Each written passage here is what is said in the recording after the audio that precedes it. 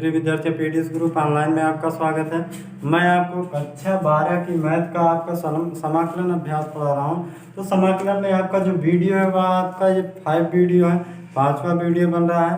तो इस वीडियो में क्या होगा, आपको हम सवाल बताए थे कि विस्थापन की क्रिया विधि से सवाल बताए थे। जो विस्थापन होता था x की पावर n का समाकलन विस्थापन जो होता था उस पे सवाल बता रहे थे। यानी कि जब हम कोई चीज़ मानते हैं जो बचता है हमारा वो x की पावर n के रूप में ही बच जाता है, तो उसका समाकलन जो होता है। तो उन्हीं से जुड़े आपको एक वीडियो बताए थे, इसमें आपका सवाल हुआ, कुछ कम सवाल हुए थे। तो आज जो हम वीडियो बना रहे हैं उसमें आपको 5 क्वेश्चन यहाँ पर लिखे गए हैं। ये 5 वीडियो को बताएंगे कैसे लगाना है। तो इसके बाद आपको हम व्हाट्सएप पे प्रोवाइड कराएंगे क्वेश्चन, तो उनको आपको लगाना होगा। या वीडियो में इन सब सवालों में अगर कोई प्रॉब्लम होगी तो हमारे व्हाट्सएप नंबर पे पूछ सकते हैं। व्हाट्सएप नंबर हम इस वीडियो के आखिरी में देंगे। तो देख लेते हैं सवालों को कैसे लगाना है। तो जो हमारा पहला सवाल लिखा गया है यहाँ पे देखेंगे, तो ये हमारा पहला सवाल है लॉग आपका x/x dx। अब ये सवाल है हमारा पहला क्वेश्चन। तो पहले क्वेश्चन में क्या है, आपको समझना क्या है कि क्या हम समाकलन इसका कर सकते हैं। तो log का तो वैसे भी हम समाकलन नहीं पढ़े हैं, लेकिन 1/x का पढ़े हैं।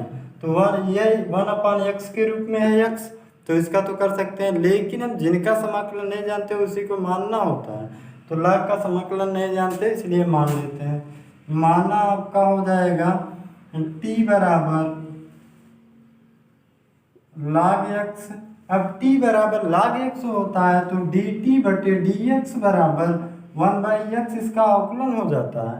अब इसको हम इस तरफ ले जाएंगे और इस चीज को उस तरफ ले जाएंगे, अर्थात dt बराबर क्या बनता है, dx/x बन गया।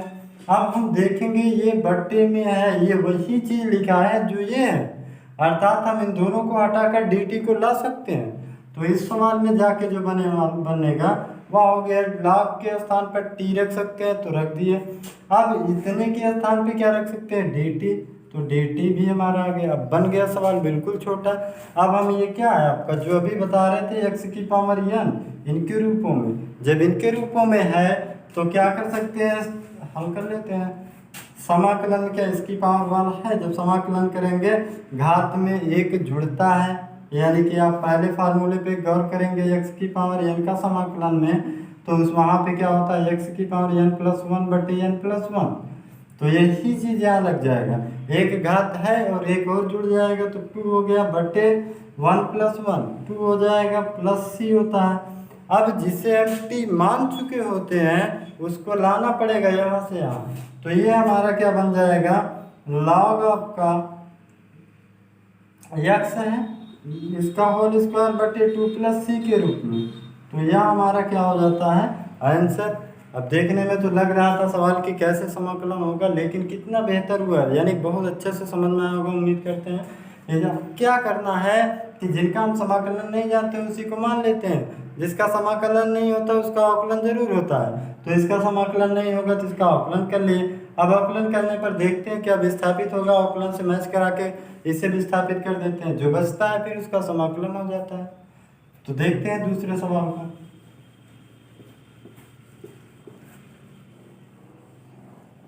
जो यहाँ पे हम दूसरे सवाल की बात करेंगे वह है हमारा इंटीग्रेशन sin x बटे रूट में 9 - cos² x। अब ऐसा सवाल आ गया। अब समझना कि किनका हम समाकलन नहीं जानते या फिर हम कुछ मानेंगे तो समाकलन बनना भी चाहिए। अब साइन का समाकलन तो कर सकते हैं, लेकिन नीचे cos² आ गया, यहाँ ध्यान देंगे तो cos² का हम समाकलन नहीं जानते, यानी cos² में कुछ उल्टा सीधा करना पड़ेगा।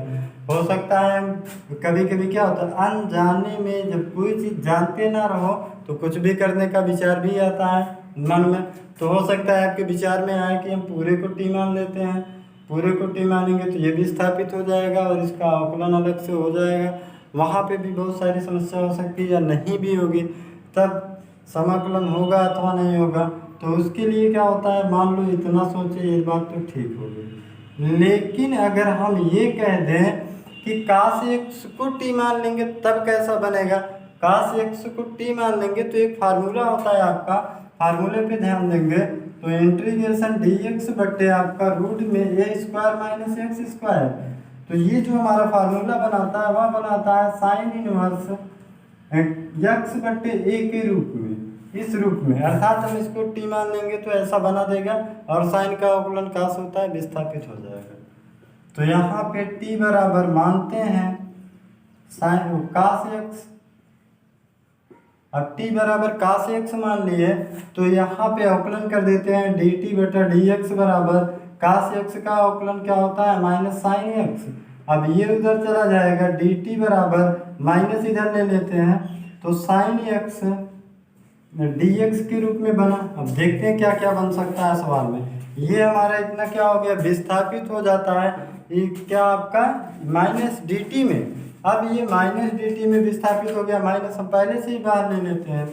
अब बटे आपका रूट में 9 माइनस, अब इसको क्या मान चुके थे काश को टी, तो टी आएगा काश का स्क्वायर तो टी का स्क्वायर।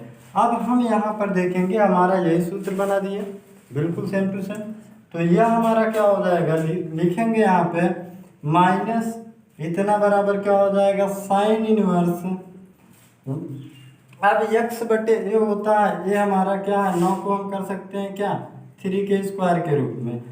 तो x बटे ए होता है, x का मतलब t बटे 3 प्लस सी ऐसा होगा। अब t जो माने होते हैं वह भी हमारा क्या होता है रखी जाती है वैल्यू। तो माइनस हो गया हमारा अब साइन इनवर्स t को क्या मानेंगे काश x बटे आपका 3, ये हमारा होगा प्लस में c। ये तो क्या हो गया हमारा आंसर हुआ कि नहीं। तो बिल्कुल आसानी से सवाल लगेंगे, केवल आपके पास हम समझ रहे हैं जो भी समस्या होगी यहाँ मानने में होती है और विस्थापन कैसा होता है। तो इतना है कि आप सूत्रों को ध्यान में रखते हुए आप सारी बातें कर सकते हैं। तो देखते हैं एक और सवाल को इसके बाद।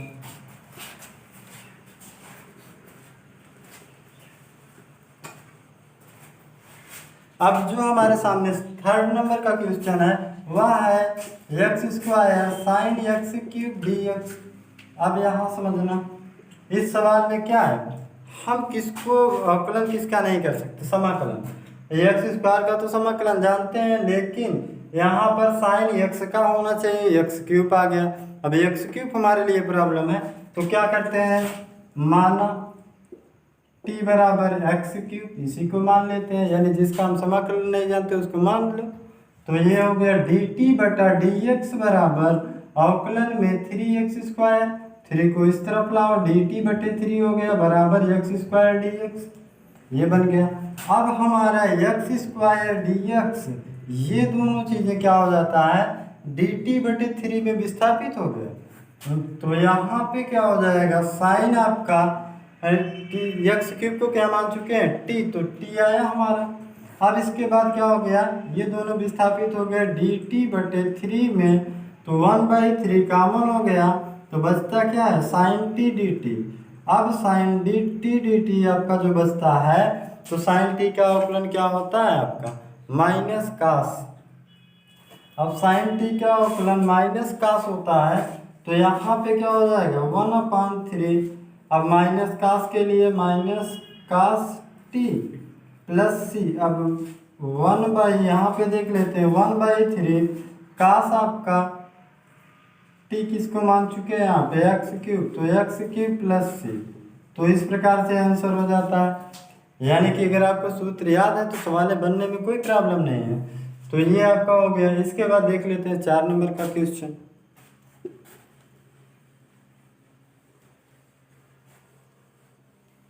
तो 4 नंबर का जो हमारा क्वेश्चन है वह आया है integration 1/x log x dx। आपको याद रहे कि जिनका हम समाकलन नहीं जानते उसी को मानना है। तो log x को तो हम समाकलन में समझते ही नहीं है कि होता है।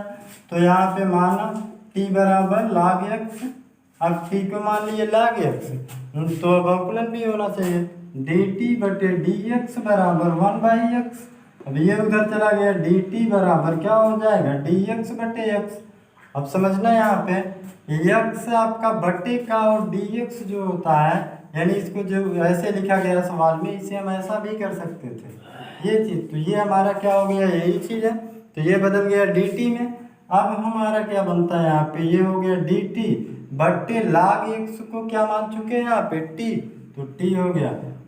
डी एक्स बटे एक्स क्या होता है, लाग में सूत्र होता है, तो यहाँ पे हो जाएगा लाग टी प्लस सी।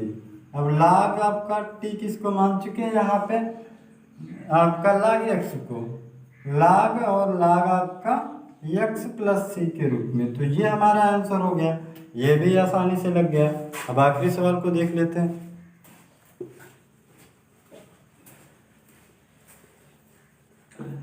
अब जो हमारा आखिरी सवाल है वह है इंटीग्रेशन 1 प्लस लाग ई की पावर एक्स का स्क्वायर बटे एक्स है डी एक्स।